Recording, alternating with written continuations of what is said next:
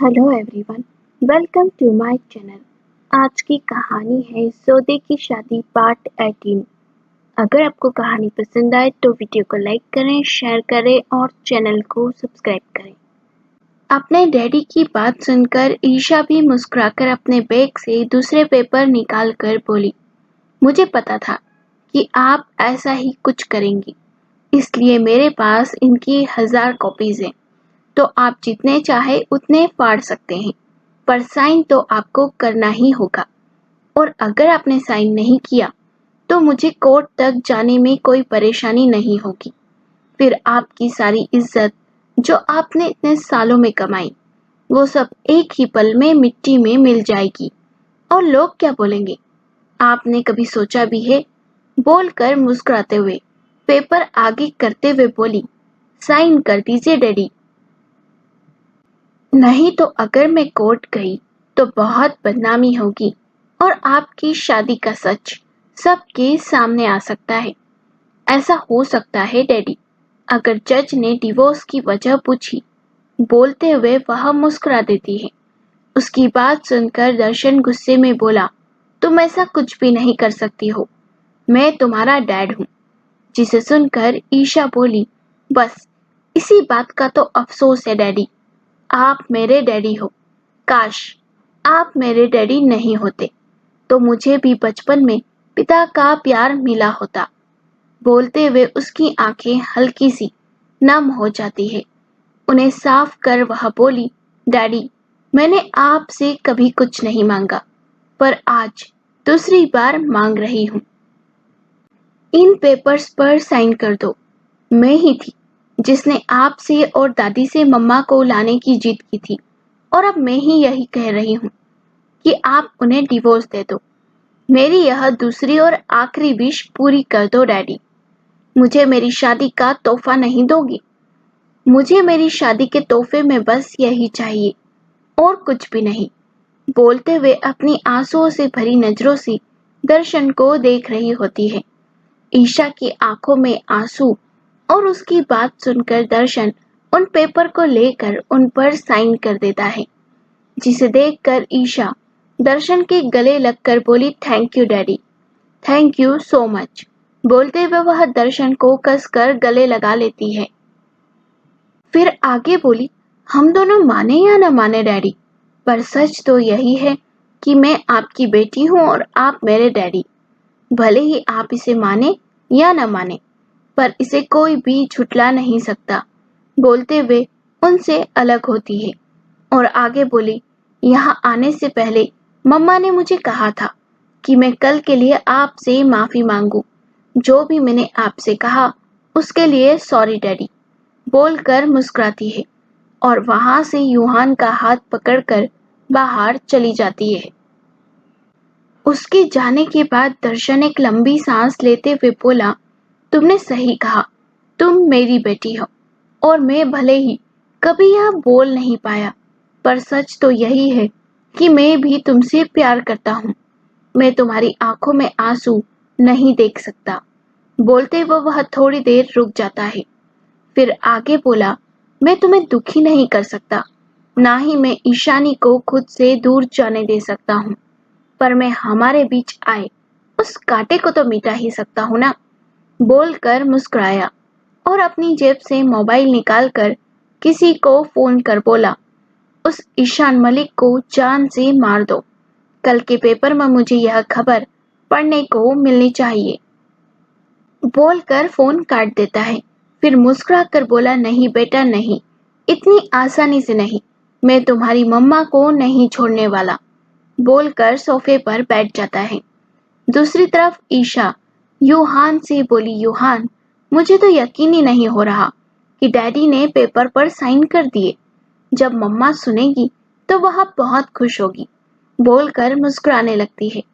उसकी बात सुनकर यूहान बोला, तुम्हें नहीं लगता डैडी पहले साइन करने से मना कर रहे थे और अचानक उन्होंने साइन कर दिए? तुम्हें कुछ शक नहीं हो रहा? जिसे सुनकर ईशा बोली, हाँ मुझे भी लग रहा है कि डैडी ने इतनी जल्दी साइन कैसे कर दिए। यह सोचने वाली बात है। बोलकर वह भी कुछ सोचने लगती है। फिर बोली, कहीं ऐसा तो नहीं कि उन्होंने मेरी विश समझकर इसे मान लिया हो। ऐसा हो सकता है ना? बोलकर उसकी तरफ देखने लगती है।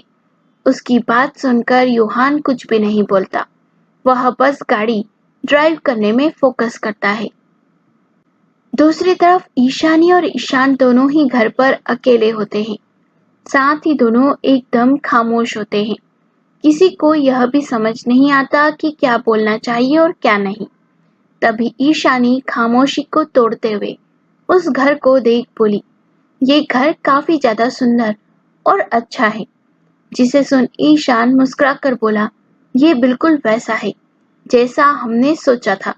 बोलकर मुस्कुरा देता है और ईशानी के बगल में बैठकर बोला, ईशानी, क्या तुम खुश हो हमारे इस रिश्ते से? बोलते हुए वो ईशानी के सुंदर चेहरे को देखने लगता है। और जब ईशानी ईशान की नजरों में खुद को पाती है तो उसके चेहरे पर हल्की सी शर्म की लकीरें आ जाती है। वह अपनी नजरें झुकाकर हाँ में अपना सर हिला देती है और ईशानी की हाँ सुनकर ईशान के होठों पर मुस्कान आ जाती है। वह ईशानी का चेहरा अपने दोनों हाथों में भरकर बोला, तुम सच में खुश हो ना ईशानी? बोलते हुए वह उसकी आंखों में देख रहा होता है। तब ईशानी भी उसकी आंखों में देख बोली, मैंने कभी भी नहीं सोचा था ईशान, मेरी जिंदगी में कभी कोई खुशियां आएगी या मैं कभी तुम्हें वापस देख पाऊंगी। पर आज जो हम साथ हैं उसकी वजह ईशा है और मैं अपनी बेटी से बहुत प्यार करती हूँ। इतना ज्यादा कि अगर उसके लिए मुझे कभी अपनी जान भी देनी पड़ी तो मैं पीछे नहीं हटने वाली। और तुम्हारी जो जगह मेरे दिल में थी उसे मेरी बेटी ने ले लिया, तो तुम मेरी बेटी के बाद आते हो जिसे मैं चाहती हूँ।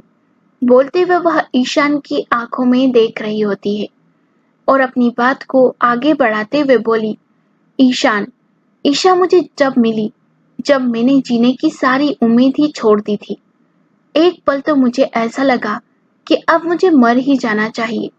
पर तब मुझे ईशा का ख्याल आया और मैंने यह सोचा कि मेरे मरने के बाद कौन उसका ध्यान रखेगा, कौन उसे वो प्यार देगा जिसकी वो हकदार है। और एक अनाथ होना क्या होता है, यह बात मुझसे बेहतर कोई नहीं समझ सकता। और मैं नहीं चाहती थी कि मेरी नन्ही सी ईशा के साथ भी वही सब हो जो मैंने सहा था। इसलिए मैंने अपनी सारी जिंदगी अपनी बेटी के नाम कर दी और उसके लिए ही जीना सीखा। ईशा मेरे लिए सिर्फ मेरी बेटी ही नहीं, मेरी पूरी दुनिया है, मेरे जीने की वजह है। और मैं सच में बहुत ज्यादा प्यार करती हूँ, इतना जितना मैं तुमसे भी नहीं करती। बोलते हुए उसकी आंखें नम हो जाती है। और ईशानी की सारी बातें सुनकर ईशान के होठों पर प्यारी सी मुस्कान आ जाती है। वह ईशानी की आंखों में आए आंसुओं को साफ कर बोला, जानता हूँ ईशानी, तुम दोनों माँ बेटी एक दूसरे से कितना प्यार करती हो। और सच कहूँ तो तुम सच में काफी किस्मत वाली हो जो तुम्हें ईशा जैसी बेटी मिली। बोलकर मुस्कुरा देता है और ईशान की बात सुनकर ईशानी भी मुस्कुरा देती है। तभी ईशान का फोन रिंग करता है, जिसे देख वह उसे पिक कर लेता है और थोड़ी देर बात करने के बाद वह ईशानी से बोला, ईशानी, मुझे जाना होगा, मेरे गाने की रिकॉर्डिंग करनी है। तुम तब तक अपना ध्यान रखना और ये घर तुम्हारा ही है। बोलकर वह प्यार से ईशानी के गालों पर अपना एक हाथ रखकर बोला, बाय, मैं जल्द ही आ जाऊंगा। बोलकर वो वहां से चला जाता है। ईशान को ऐसे जाते देख ईशानी को अपने दिल में कुछ खालीपन का एहसास होता है और उसे बेचैनी होने लगती है, जिसे महसूस कर वह खुद से बोली, मुझे क्यों ऐसा लग रहा है जैसे कुछ बुरा होने वाला है। बोलते हुए वो डर जाती है। वहीं जब ईशान अपनी गाड़ी लेकर गेट से बाहर निकलता है, वैसे ही एक दूसरी गाड़ी जो कुछ दूर से वहां से ईशान के निकलने का ही इंतजार कर रही होती है, वह भी ईशान की कार के पीछे ही निकल पड़ती है। कुछ देर बाद ईशान की गाड़ी एक सुनसान रास्ते से होकर जा रही होती है। तभी उसे अपनी गाड़ी के सामने एक आदमी बेहोश पड़ा दिखता है। जिसे देख ईशान अपनी कार रोक देता है और बाहर आकर उस आदमी को देखने के लिए जैसे ही झुकता है और उस आदमी के कंधे पर अपना एक हाथ रखता है, वैसे ही वो आदमी अपने हाथ में पकड़ा चाकू ईशान के पेट में घोंप देता है। ईशान जैसे ही अपनी गाड़ी से निकलकर बाहर आता है तो वह देखता है कि एक आदमी काफी ज्यादा जख्मी हालत में बीच सड़क पर पड़ा है। जिसे देख ईशान खुद से ही बोला, कौन है ये और इसकी ये हालत कैसे हुई? बोलते हुए वो आगे बढ़ता है। जैसे ही उस आदमी को देखने के लिए नीचे झुककर उसके कंधे पर हाथ रखता है, वैसे ही वह आदमी पलटकर ईशान के पेट में एक तेज धारदार चाकू घुसा देता है, जिस कारण ईशान की आंखें हैरानी से फैल जाती है और उसे अपने पेट में काफी तेज दर्द महसूस होने लगता है। जिस कारण वह अपने पेट पर देखता है तो वहां से खून निकल रहा होता है और उसके पेट के अंदर तक चाकू घुसा होता है। यह देख वह अपने सामने वाले इंसान को देखता है तो वह आदमी मुस्कुराकर बोला, इतने बड़े सिंगर हो फिर भी एक गार्ड नहीं रखते अपने साथ?